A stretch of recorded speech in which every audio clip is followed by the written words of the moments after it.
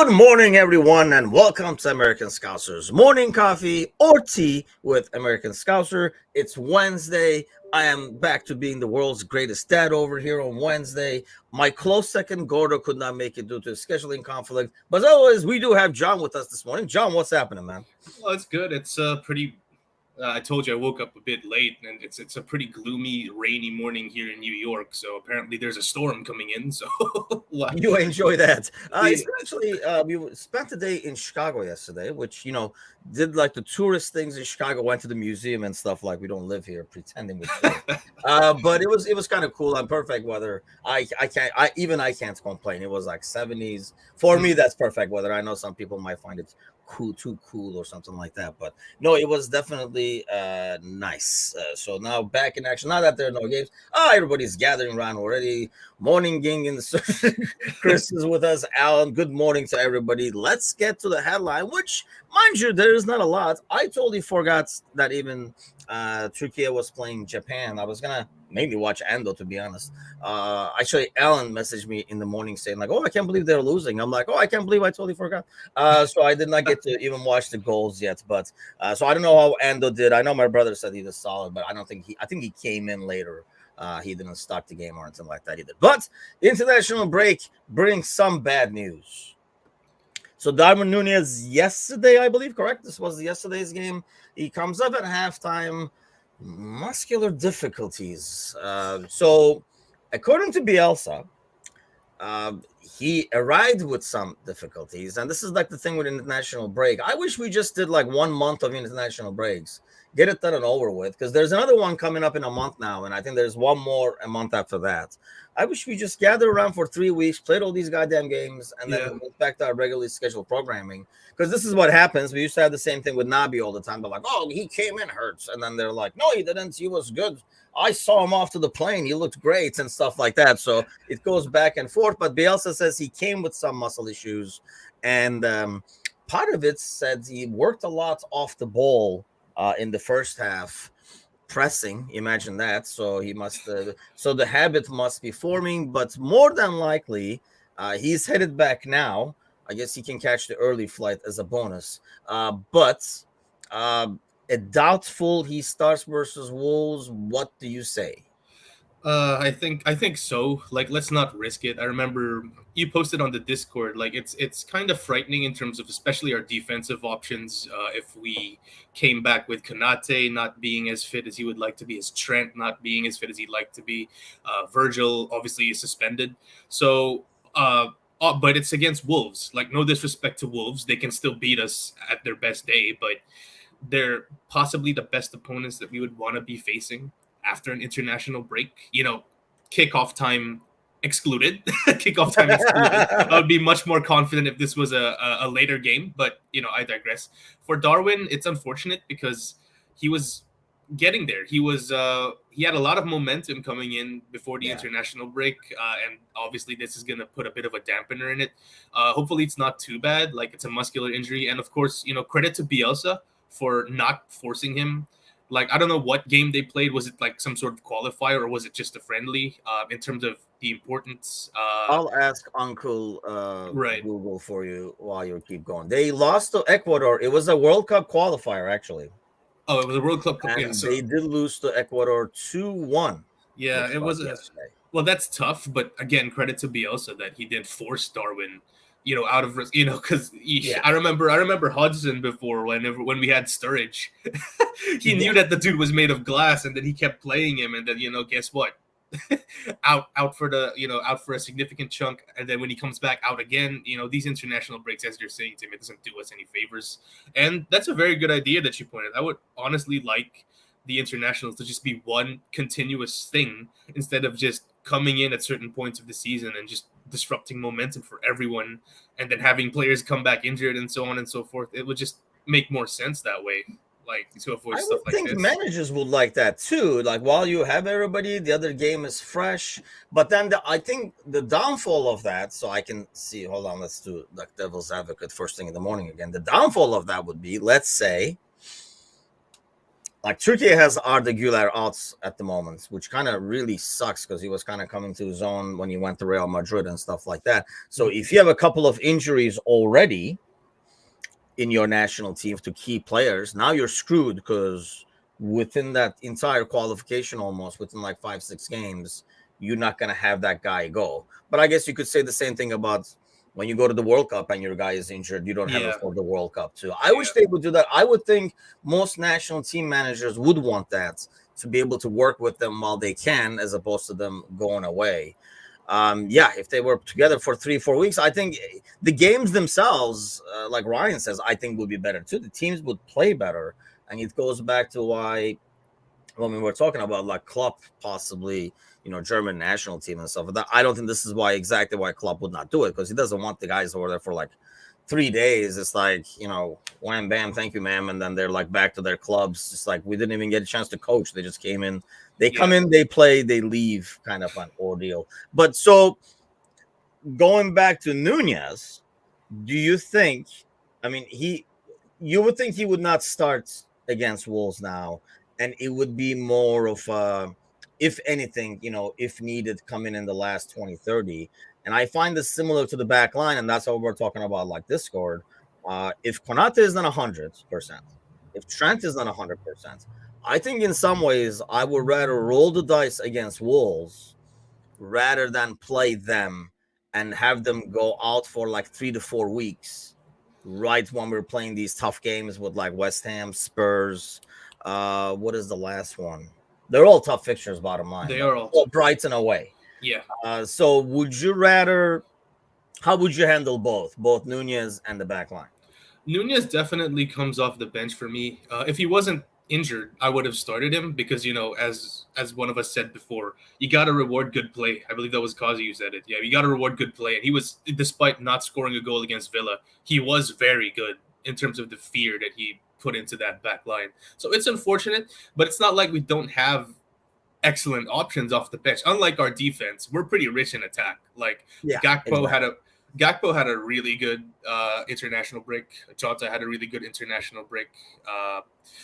Diaz had a pretty good one as well. So listen, if Nunez doesn't start, it's not the end of the world. And if he's fit enough to at least make the bench, as I always say, it's nice to have that madman in your back pocket in case things are going to shit. Just bring him in. Maybe you might get something, a win or whatever.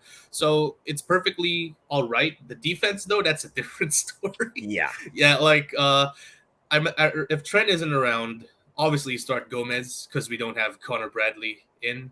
No Van Dijk, so Matip plays and Kwanzaa plays. Now, I know Wolves aren't the strongest outfit. Some of us picked them to get relegated this year, but Wolves away at an early kickoff. The fans are into it after an international break, after not seeing football after a long time. Ugh, man, it just screams like I don't want to say it screams like a 1-0 Liverpool loss. That's all I can say. I hope not. Yeah. And honestly, like it's we were talking about that on the Monday podcast. That was kind of like the trivia. I mean, before last year, where we kind of got smashed 3-0 away, the last 3 games at Wolves were all 1-0 Liverpool wins. So it's never been like an easy fixture for us away. Different story, I think, when we played home. But do you risk it though? And I know what you're saying. It's like it's damn if you do, damn if you don't. Yeah. I would hate to have Konate go out there and then come off in the 15th minute because he felt something. And now you're already playing the lineup you were afraid of. And now you lost the dude. You pushed it back another 3-4 weeks. Well, the thing is, with these bench players, we're not as confident about them. But how are we going to build confidence? True. Right? Like with Gomez and Matip, we were terrified that they were starting together against Aston Villa, but they were pretty good. They were really good. They were exceptional. Like, not even trying to exaggerate. They were really good. That game was way easier than we expected. So in order for them to sort of get into the rhythm and sort of to get our trust back, they have to play some games. Now we're gonna have Europa League midweek. So I think that's a good time for Verge to come back and some of the other dudes to come back. But that's thinking too far ahead. I think we have no choice, but then we also have to trust in them. Like, so to answer your question, no, I won't risk it. Let's trust these guys, see what happens. If it doesn't work out, we didn't have any choice. We didn't want to risk it. It's too early in the season to risk a season-ending injury or an Yeah. injury that's gonna, keep Konate out for 4 months or something. Yeah, that would be my fear. I mean, any Yeah. injury can happen anytime, I guess, but you're kind of like rolling the dice more when you're playing the guy at like 60-70%. And I know, there's a science to this. It's not like the old days where like, how you feeling?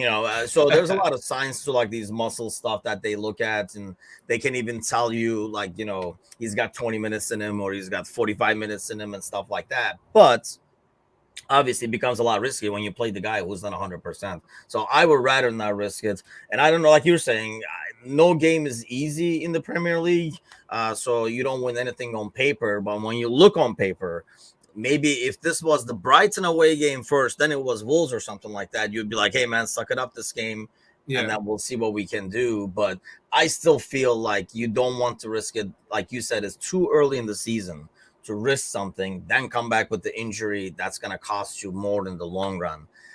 I'm actually saying this more, I think, on Trent, to be honest with you, right, than Konate. Because really, the Trent situation messes things up a lot more because now you're taking Gomez out and putting him there, which means that's why you're going back all the way back to Kwanzaa to come in as center back, because you don't have a backup for him. And now you're kind of stuck. You have 4 center backs to fill in for 3 positions. One of them is going to be a right back. So now you have 3 center backs for 2 center back spots. And, one of them is Konate. So it's just kind of like another good ordeal. I think we got the really good news with Van Dijk. So you're going to have to face. And I guess it doesn't matter if you and I or, anybody who's listening right now does have faith in Kwanzaa, as long as Klopp has the faith in him.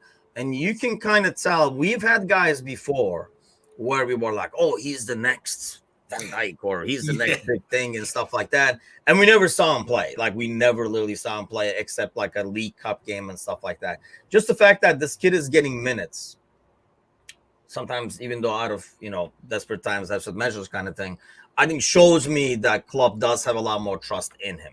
So I guess we'll just go with Klopp and see what comes out of that. It's going to be interesting as well, Tim, to see if Trent doesn't play. How are we going to set up? Because the new system essentially puts him at the 6 at the middle. So without Trent, we can't have Gomez we can't have Gomez in a double pivot spraying passes. So probably not, right? I mean, he did do it when we were playing home. And so he says, if we're going to experiment in a PL game, this isn't a bad game to do it in. And yes, I mean, if you're going to put Kwanzaa out there to get some Premier League minutes, this is probably a fixture you select. But at the same time, I don't know. You put a guy who's already nervous. It's one thing. I would have liked it better if it was home. And, because at least he doesn't have that. Like, being away in that atmosphere, dealing with the atmosphere, the stress of starting and the position in a back line that's already kind of shaky is probably way too much for a young kid, and it might be unfair for him. Chris brings this up. I actually thought of this and threw it out there, but it got kind of shunned a little bit in terms of like Ando, because I know we would have said Fab because he used to play right back, I think, for like Brazil and stuff. I don't know if he ever played for Monaco, but I know he did play it for Brazil as right back. Ando has, I just don't know enough about Endo, Chris. I guess that's what we're going to, because, if somebody, like, there could be like in Saudi Arabia podcast right now saying like, do we put Henderson at center back? He's played center back before, because, we freaking like Klopp put him back there for once. I don't know how comfortable I would be, and I don't know how comfortable he would be. But, John, to your concern, Chris's solution comes in perfectly, because he can kind of slide into the midfield, which is actually natural position.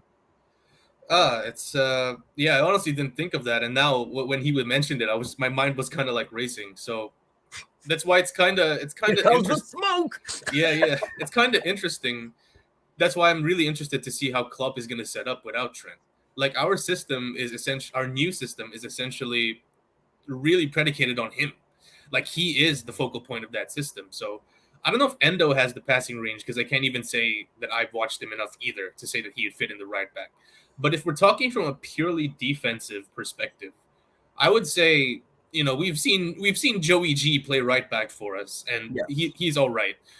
So in terms of familiarity, in terms of what we know, we might as well just put Joey G there, right? Like, because we've seen it, we know how it is.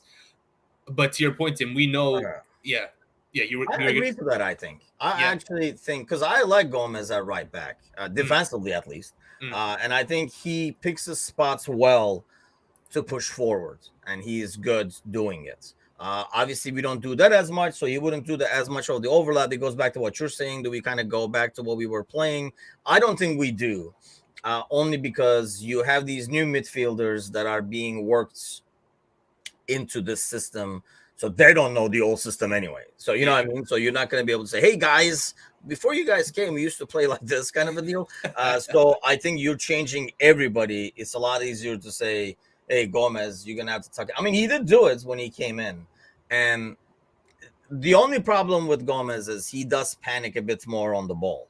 Having said this, we just saw Trent give away the goal against yeah, Newcastle in that position. So, but I know like he's a point, like people know that he does get nervous about making an error. So he is the trigger for the opponent's yeah, press usually when he gets the ball. But that's going to be different now when he's in that central position, and really is going to depend on like how much Matip protects him and stuff like that. So that will be interesting to see. But I think I would rather, if I had the choice, I would rather put Gomez down on the right and then have Matip and Konza in the middle. All these guys did not go to international break either. So I think that's like a bonus because Gomez didn't go anywhere, right? Like youth team or something like that crazy that I don't know of. Yeah. So I think it helps in that sense where they were together, they're ready, they're more fresher, whereas Ando has been, I mean, then again, he's been playing Turkey, so it's kind of like practice. So he's coming back from that. He shouldn't be too tired from what I heard from the game from my brother. But like I said, I did not get to watch it, which lucky me. Okay, so here's another bit of news right here. This came out. This is our uh, roster for the Europa. Before people freak out and panic, this does not include Elliott and Basetic, but they are eligible to play for us in the tournament. Just some there's like a bunch of articles out there in terms of like the complex. I think basically the difference comes from the rules for Premier League are kind of different than some of them are different than Europa. I know we sacrificed, I mean, I don't know if it's a sacrifice, but we put away Adrian in terms of like the foreign player to be able to meet that qualification. And what counts as homegrown is different to what counts as homegrown, I guess, in the Premier League in some ways. And I know, but because of their age and stuff like that, Elliott and Basetic still qualify. I mean, no shocker here then, therefore, right? I mean, Gravenberch basically was put in there, but yeah, I think we all expected that. yeah. What stands out to me here is Ben Doak. Like, it looks like Klopp is really going to be giving him some time and giving him some time to bed in the position that Salah is playing. So, like we were talking about a few shows ago, if we manage to get our business done here, like we win the first 3 games, we could pretty much play the kids. So I'm really excited to Yeah. see how Ben Doak is going to be doing here. Alongside some of our younger talent, like But the problem is, like, I don't know who those kids would be. Like, I can see, okay, like, let's say you play Kelleher, which I don't think we're as worried about, right, controlling Allison's minutes or anything like that. But let's say you put Keller over there to give Allison a break. I mean, in the back there's really nobody that you would consider a kid.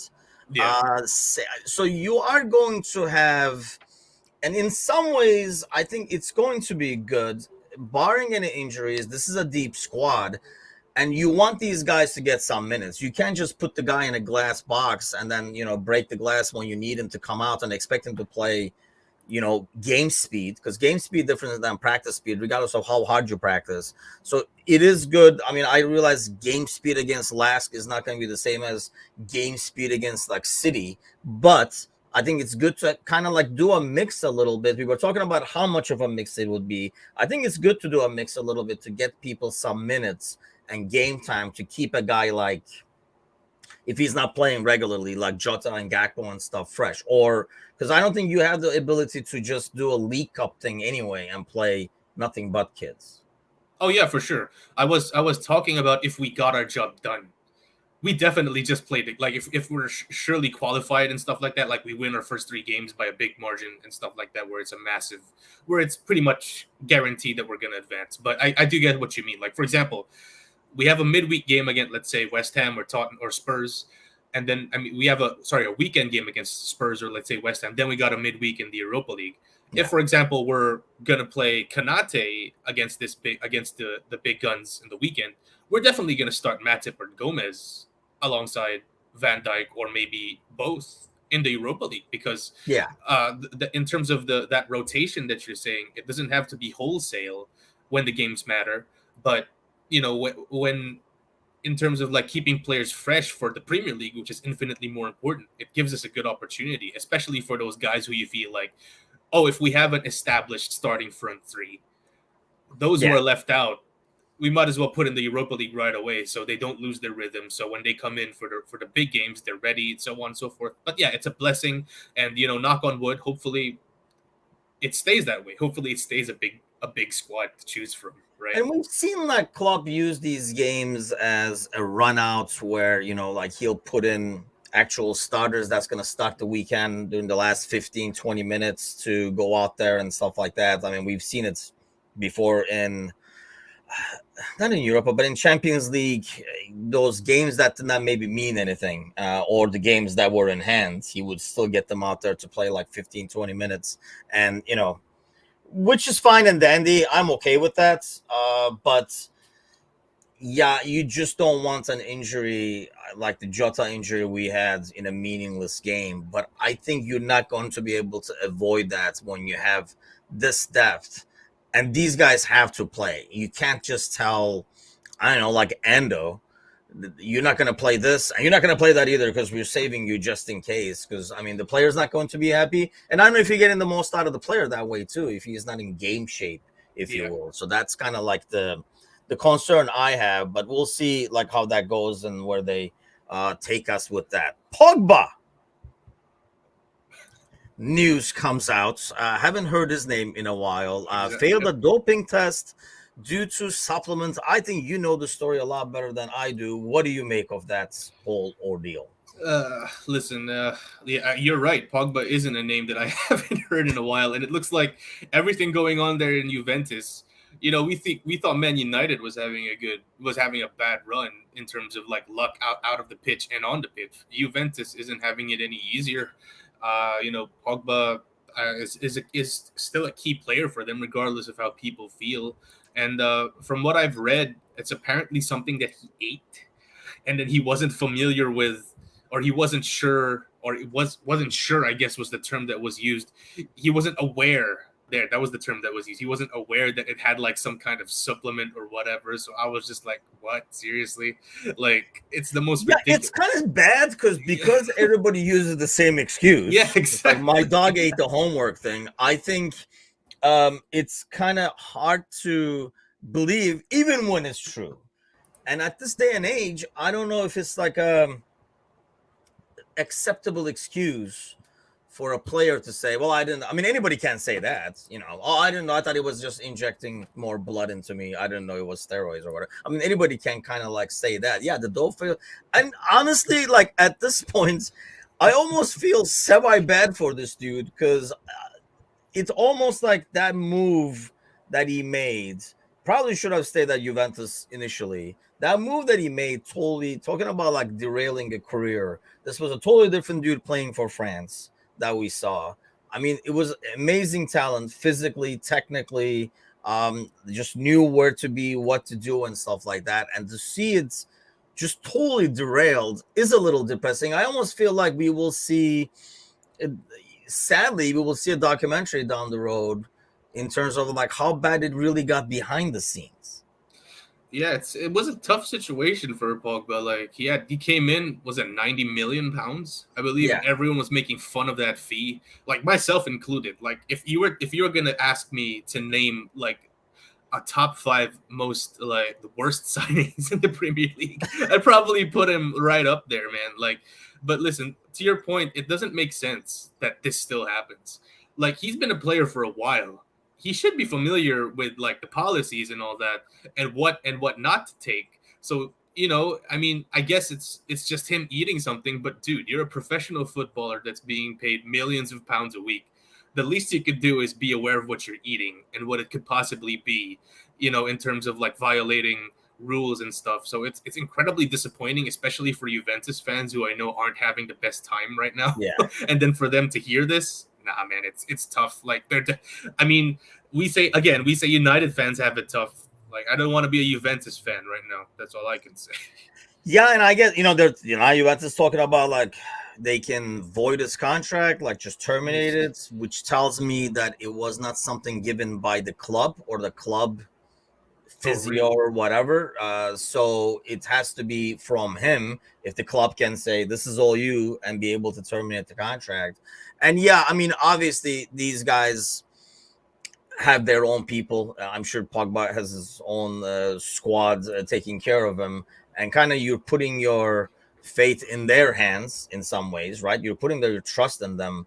And yeah, if they failed you or you thought you could get away with it, either way, it's just shocking how it has derailed from the peak really to this. Oh yeah, for sure. Like I kind of think if Pogba doesn't go to Man United, Tim, what do you think? I think he's going to be recognized as one of the best midfielders of all time. Like, I think he eventually goes somewhere else, though, right? Yeah. Like, he's not still at Juventus, but he goes somewhere else. So do you think that United thing, and it's not like the first one we've seen, do you think that's what derailed the whole thing in the first place? Like, the fact that he ended up at United in that chaos? Yeah, I think so. Like, people say, like, oh, he's a good player. He should have just, adjusted and stuff like that. But it's not that simple. Like, we've never been professional footballers, so we don't know what goes really behind the scenes in terms of like, oh, you're being pressured to do this and do that because you were 90 million, you're worth 90 million, and then you got the media hounding every bad touch that you make. So it is tough. Like, I do sympathize with him to an extent. Obviously not for this decision, but for his whole ordeal when he was playing for Man United, because even though I clowned him multiple times, if we're looking at it from an objective point of view, it wasn't fair. Like, it's not him who decided to be signed for 90 million, right? Yeah, I mean, I think that more than the 90 million was the fact that he left there, and then they brought the same dude back that they gave away. Forgot about that. Million. Like, it would be us going over and signing like Wilson back for like 90 million or something now. We'd be like, dude, what the hell were you guys doing over here? And then you put that additional pressure, obviously, with the money. And I don't know. We don't know the dude. Obviously, we know kind of how he carries himself. He carries himself, dude, like, meh. But you don't get to this status and you don't play like that. It's just not on physical talents alone with that meh attitude. So obviously with the right direction, he was able to focus and become the player that he was, and he just perhaps does not have the self-discipline. I mean, I feel like there are certain players, like you can put Mo in any situation. I think Mo does his own thing. Like, Mo still has the six-pack going around doing his workouts. But there are some players who kind of like work within the culture. Like, we don't know him, for example, but you bring a young kid like Gakpo in. It's a lot easier to work with a kid like that when he's looking at Mo, he's looking at other players. Well, then it was like, that's why it was so important to have people like Henderson and Milner and stuff like that. People who take care of their bodies and who are actual professionals of the sport. It's a lot easier for a younger kid to go into that culture. Whereas maybe like an older player can say, this is how I roll, just to be able to keep rolling, if you will, and do it that way. And I think Pogba needed that. And that was perhaps the worst club to go to get that. Yeah, it was desperate times for United there, because they haven't really done anything since Sir Alex left. So there was a lot of pressure for whoever was incoming, like, oh, we have to go back to the glory days, so to speak. It was kind of like Liverpool when we haven't won since the 1990s. Every new signing that we bring, or every wonder kid that comes out of the academy, like a Michael Owen or a Gerrard or a Carragher and so on and so forth, they have immense pressure on their shoulders to bring us back to the levels that we were in. So I dare say that United is experiencing a Liverpool like how we did back in the 90s all the way to 2020 until we won the league. Because obviously it's been 10 years now since they won the league. Like, it's not yet it's not quite 30 years, but it's getting there, man. It's getting there. Like United fans kept the pressure automatically builds. I think once right. the bar is set, the pressure builds on a younger kid because everybody's looking for them to kind of carry it and drag them across the line. And these are clubs that spend a lot of money too. So it's not like you're only relying on your youth. You get all these guys who are like, oh, we spent this. I mean, every off season, 200 million is being spent, and for what is probably what a fan thinks. Orc Boy is with us this morning. And good morning, everyone. Excited for the early match this weekend. I sense sarcasm in that. Do you think there's anything to it? Because, I mean, there was a year where we won every single one with a clean sheet as well. So is it just a myth? True or myth? We should do a whole segment on this. Man, we are like humans by nature have recency bias, Tim. And if we're talking about recency bias, last year was pretty traumatic. Like the City game, I remember the City game. We won 1-0. I was pumped. I was like, okay, we're back. We're gonna challenge again. And then we rolled up to freaking Nottingham Forest, right? At an early kickoff where I had to drag myself out of bed, only for us to lose 1-0 and then just have an egg, thrown in my face very early on a Saturday morning. So listen, like maybe back then, but now it's a new squad. It's a better squad, right? But then you can't make any certainties, especially coming off of an international break where we don't even know what our starting defense is going to be. So there's that coming in, right? Well, Orkboy doesn't care. He's going to be on vacation this weekend. Planning on waking up. I don't know what early is. Depends on where he's going. Right. Depends on where you're going, man. Watching the game from the beach. I don't know. I could do that, but the rest of the beach would not be enjoying the experience as much as I am, because it gets pretty animated as I watch games over there. So I don't know if it's going to be a peaceful beach rest of the day. I think. Yes, Jersey says Tierney is on VAR as well to prove. So there's a lot going against us. But I think you're right. I think it's just a matter of recency bias is probably a good way to look at it. But I think it's just has been like we make it an excuse automatic. Like everybody and their brother plays these early games. So I think we kind of like make it an excuse as, oh, that's why we started. I mean, we played against Bournemouth. And I would argue it felt like we were playing 2 a.m. in the first 10 minutes. So that they just like literally just dragged them out of bed, put the jerseys on them, and threw them onto the field is what it looked like. So do you think it kind of helps the team in a way? Because I think they were talking to Soboslai after the game against Villa. And he mentioned how poorly we started the Bournemouth game. It was something that they had talked about, and I don't know how they wouldn't, I guess anyway, but they had talked about that. I was hoping they would talk about. Do you think it helps where they say, hey, we always suck in the morning, so let's get going from the get-go? It's almost like a point of emphasis for them to start on the upper foot, or doesn't matter how much they talk, it's going to happen anyway? Obviously, it's nice that they're talking, but then it remains to be seen, right? It's easy to talk, right? It's easy to talk, but then if we see Gomez or Matip misplace a pass, but in 2 minutes in, we know oh, this is the Liverpool that we're gonna be seeing this morning, aren't we? If they start on the front foot, aggressively pressing and all that, winning the balls, then we'll see. Then that's definitely the one that we want to see, the Liverpool that we want to see. So obviously, it's in Klopp's head, considering last year, right? Yeah. We won against City 1-0. We dropped points against Forest. We won against United 7-0. But then we lose to freaking Bournemouth the next day on an early kickoff as well. So, I'm sure he's going to discuss it with the players. Whether the players respond is another thing. But hopefully, Tim, like you're saying, it's just something that we keep bringing up, and it's just, hearsay and all that. Because I would love nothing more than for us to win 5-0. Of course. But then, like I said, recency bias, trauma, all that. So yeah, I'll take the 3 points. I think I went with a 3-0, but I think we're kind of counting on the facts and maybe looking at the paper too much, or Wolves not being able to score. So that's going to be kind of interesting to see how that pans out. And I think we're going to find out, when we meet here again Friday morning. I think we have Anand joining us, so he'll be excited back on a Friday morning. And I think that's when we'll have the press conference. We'll know who's going to be available. We can kind of read between the lines in terms of how Klopp says certain things. And then that's going to be, I think, determine a lot more. Like the back line we talked about earlier. I'm assuming Nunez is not going to play. but that slots Gakpo in.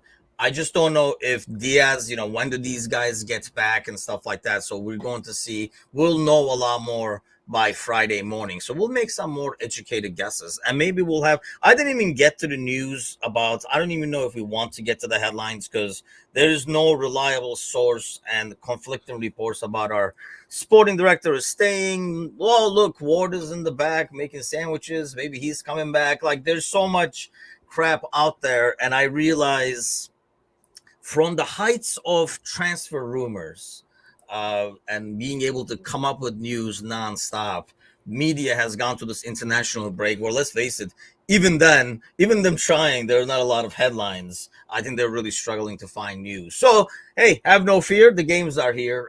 In 3 days over here, we'll be back in action, and the games are going to come in thick and fast for like a month straight over here. So we'll have a lot of actual soccer talking, hopefully, instead of just rumor chatting, which we were looking forward to. But I will be afraid for the international break in October. Right. So that's coming soon as well. But no panel show tonight.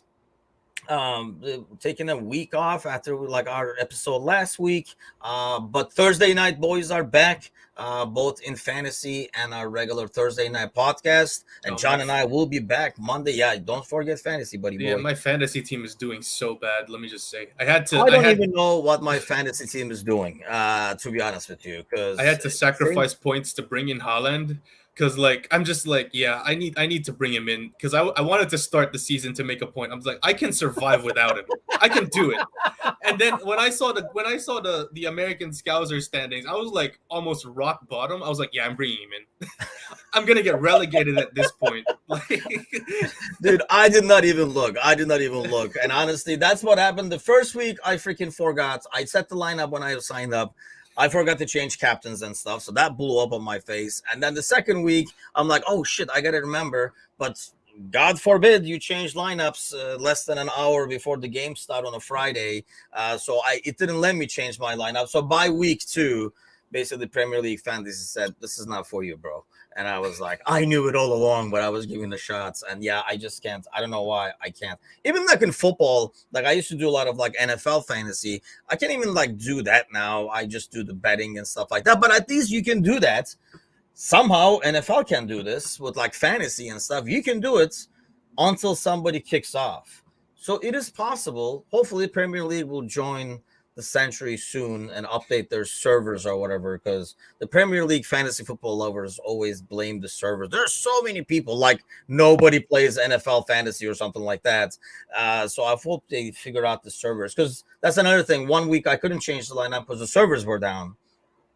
Well, by the time they were back up, it was less than an hour before. Don't get me started. This is why I started Cancelo for the last 6 months of last season, even when he was playing in Bayern. Oh, so that's that Cancelo joke that it keeps coming up. Yeah, that's why I always suggest Cancelo. They were actually looking for a second seat for the fantasy show this week because Galley's out in Florida causing havoc over there. It's worse than a storm over there having Galley there, I'm sure. But if I joined, all I was going to say is get Cancelo and just sign off and say thank you, everybody, and then just like leave. But John, thanks a lot as always, man. These slow mornings with like the headline news, but the games are coming fast. I think we're going to have a lot to go over on Friday, so we'll save our energy for that.